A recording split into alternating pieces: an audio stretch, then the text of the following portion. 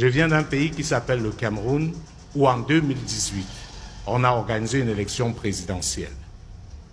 Devant le monde entier, tout le monde a été unanime que le principal vainqueur de l'élection, c'était la fraude.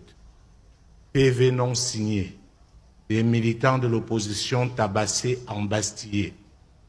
Les autorités ont même poussé le bouchon jusqu'à faire venir des faux observateurs internationaux, qui étaient des clochards qu'on a ramassés ça et là pour venir crédibiliser une élection. Malgré cela, le président a quand même été réélu selon le Conseil constitutionnel du Cameroun. Avec ce tableau-là, Madame, Monsieur, comment pouvons-nous être surpris que les militaires deviennent des stars dans la plupart de nos pays? L'autre conséquence de ce modèle de démocratie occidentale africanisée, c'est que cela a créé des dirigeants totalement illégitimes. On peut dire sans risque de nous tromper que la plupart de ceux qui dirigent les États en Afrique francophone ne sont pas le fruit de l'expression de la volonté du peuple. C'est un modèle totalement inadapté. Parce que le système politique est censé faire progresser la société.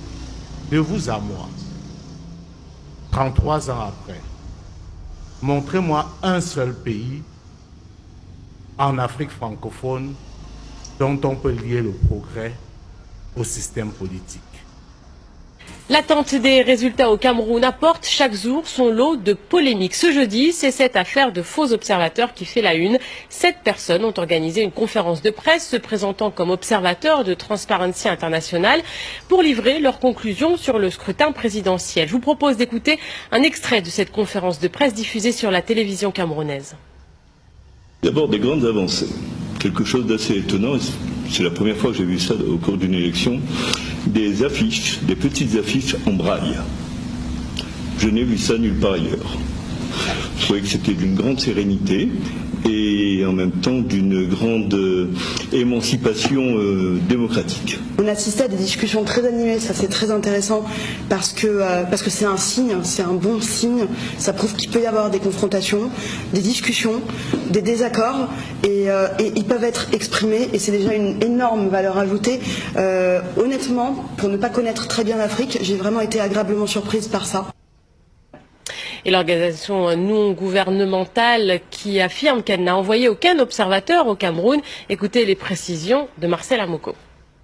Maître Charles Nguini, le président de la branche camerounaise de Transparency International, reconnaît avoir fourni à ses observateurs une formation à l'utilisation de la plateforme mise en place par l'ONG pour dénoncer des irrégularités, mais sans toutefois leur assigner de mission particulière. Nous avons former quelques personnes.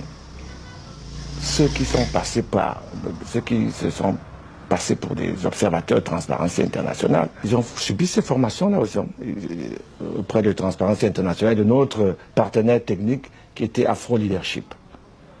Alors nous ne savons pas comment, après cette formation-là, l'on a pu être amené à dire qu'il y avait des observateurs de Transparency International. De faux observateurs de Transparency International donc venus au Cameroun sous le couvert d'une mystérieuse agence camerounaise de presse créée au mois de juillet dernier, soit 3 mois à peine avant l'élection présidentielle, d'où la thèse qui a rapidement fait surface d'une manipulation du gouvernement camerounais pour crédibiliser ce scrutin présidentiel. De son côté, le mouvement pour la renaissance du Cameroun de Maurice Kamto, qui a revendiqué la victoire à l'élection de dimanche dernier, s'est saisi de cette affaire et a demandé l'ouverture d'une enquête publique. Et Maurice Kamto, qui également avec 2 autres candidats, Joshua Aussi et Cabral Libye, ont saisi le Conseil constitutionnel demandant l'annulation du scrutin présidentiel pour fraude et irrégularité. En Afrique, est-ce que les démocraties en Afrique fonctionnent correctement, convenablement? Le mot démocratie ne peut pas s'appliquer en Afrique. La démocratie, d'abord, c'est quoi?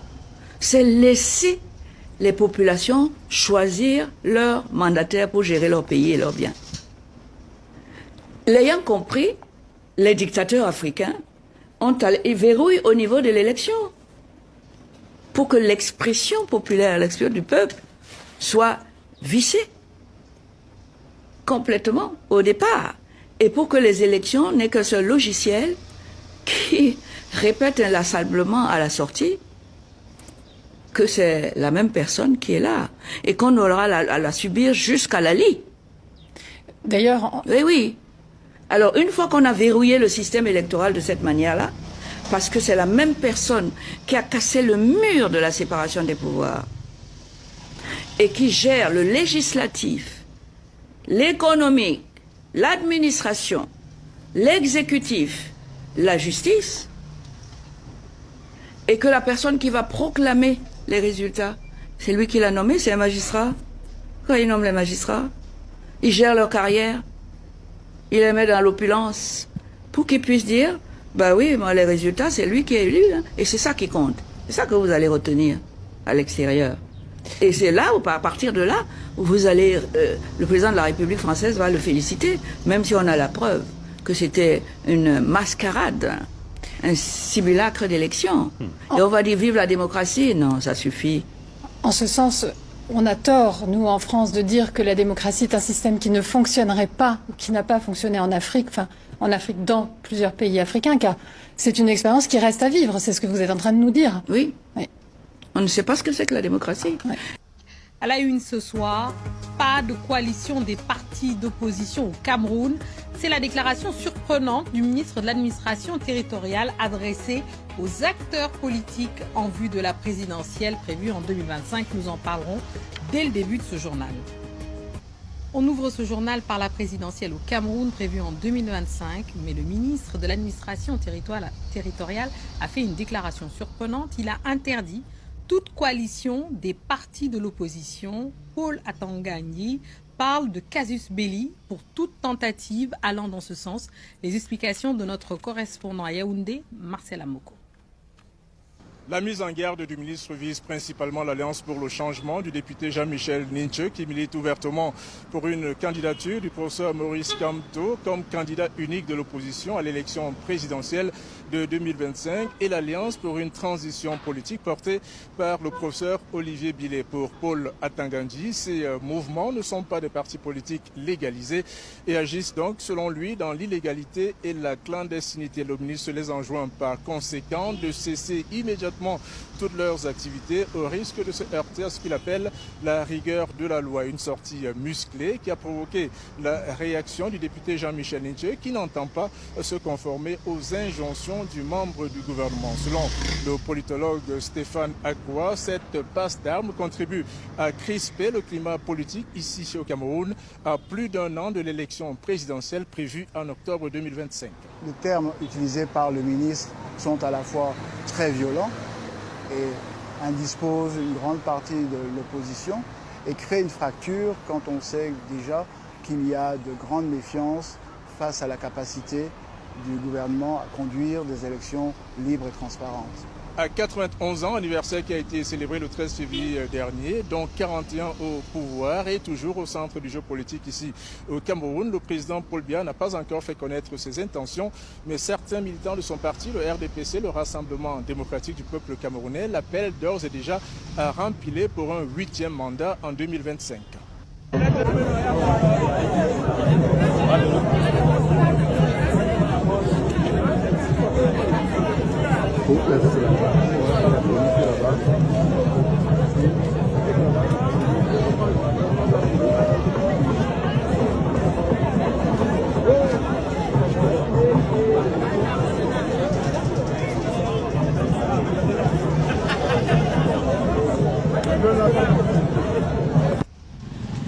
Les pieds plongés dans l'eau, on cherche le passage avec hésitation. Nous sommes au lieu d'Indorpassi, dans l'arrondissement de Douala 3e. Ce matin, ils vaquent à leurs occupations, malgré eux. Ce qui m'amène au marché, c'est pour chercher de quoi les enfants vont manger. Et nous arrivons, nous trouvons la situation telle qu'elle est, et on est obligé de faire avec. Il y a une difficulté parce que chacun veut partir. Il y a tout le monde. Moi, précisément, je travaille là en face, mais je suis bloqué là. Je ne peux pas entrer parce que je suis bloqué à cause de l'eau aussi là. La reprise est difficile de ce côté. Après la pluie de ce matin, la chaussée a laissé place à une marée d'eau. Piétons et automobilistes y baignent. Franchement, c'est la magie. Aujourd'hui, ce n'est rien. Parce que franchement, quand tu pleures ici au marché d'Obassi, ça peut arriver même là où il y a même tes sous-vêtements. Regardez l'eau. Il n'a même pas pu 1 heure de temps. Mais l'eau est pour toute la route. Et c'est pas normal, c'est déplorable vraiment au Cameroun. Nous vivons vraiment là. C'est vraiment, je manque même les mots pour décrire. Ça dure depuis longtemps, des années. C'est depuis des années qu'on souffre. Depuis des années qu'on souffre comme ça. Un calvaire qui se répète à chaque pluie. La situation dure depuis des années. On est habitué comme ça avec où c'est les rigoles là. Où c'est les rigoles, où c'est la mauvaise route, on ne sait pas. Ici, l'on pointe du doigt les rigoles bouchées. L'eau vient de tous les côtés. Et ça s'arrête ici. Maintenant, quand ça vient avec les saletés. Ça bouche les rigoles facilement. C'est-à-dire qu'on peut nettoyer les rigoles. Aujourd'hui, 2 jours après, les rigoles sont réduits. Enfin, c'est bouché. Et si les rigoles sont plus agrandies, l'eau va circuler sans problème. Et on n'aura plus ce problème d'eau aussi. Ce début de saison de pluie est synonyme de souffrance pour les commerçants du marché d'Orpassi, dans la ville de Douala. Elle nous parle de meeting. Il suffit, même si on autorise, qu'on permet au MNC d'organiser un simple meeting, même dans la forêt à l'est là, nous sommes en mesure, parce que nous avons un maillage territorial complet, nous MNC, nous sommes en mesure de mobiliser 1 million de Camerounais même dans la forêt, autoriser le vol de ferry. Mais on vous a trouvé à Paris en train de cotiser l'argent pour qu'on achète les armes aux nozo. Vous n'en avez pas la preuve. 1% ne fait pas cette déclaration. Je peux engager à sortir de cette question une procédure contre vous pour cela. 1% ne manque pas. Je vous l'envoie demain. C'est indigne d'un professeur. Ahidjo, qui est le premier président de la République du Cameroun, et qui a passé le pouvoir à M. Biya. M. Biya n'est pas le seul érudit de Cameroun, ni...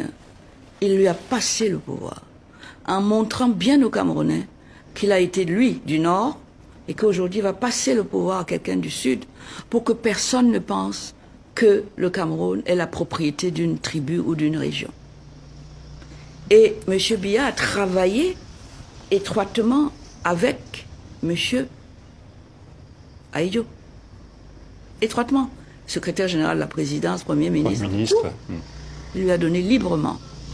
Personne ne peut comprendre qu'il ait décidé de punir sévèrement le cadavre de M. Ahidjo et de sa femme, en les poussant à l'exil, comme aujourd'hui on pousse à l'exil des Camerounais qui soi-disant ont la double nationalité. Il y a un problème chez M. Biya. Moi, ce problème de transférer les restes, il ne représente aucun danger. Sur sa terre natale, j'en ai parlé à plusieurs chefs d'État africains, j'ai dit essayez de lui demander. Ils ont dit qu'eux-mêmes sont fatigués. Ils ont prié le peuple de les inviter tous. Fatigués de demander à Paul Biya. Fatigués de le demander. Si je ne fais que le dire, sans travailler dans ce sens, pour que les élections soient comme on fait ici, on informatise tout, et à 18h, on a le résultat. Au Cameroun, non. Il faut que le sous-préfet vienne récupérer, ou alors un organisme qu'on a mis en place, qui s'appelle ELECAM, où tout le monde est un transfuge du parti au pouvoir, et nommé par le président de la République. Excusez-moi. Pour passer un examen et tous les arbitres c'est vous qui les nommez, vous croyez que ça peut durer? Ouais. Comment tu peux aussi regarder une vidéo sans t'abonner? Abonne-toi! Surtout, clique sur la cloche de notification. Ça, c'est la page de Buzz. Si tu veux être au courant des buzz et toutes les actualités au 237, abonne-toi et clique sur la cloche de notification. Partage aussi pour m'encourager. Surtout, si tu as quelque chose à dire, papa, lâche un commentaire.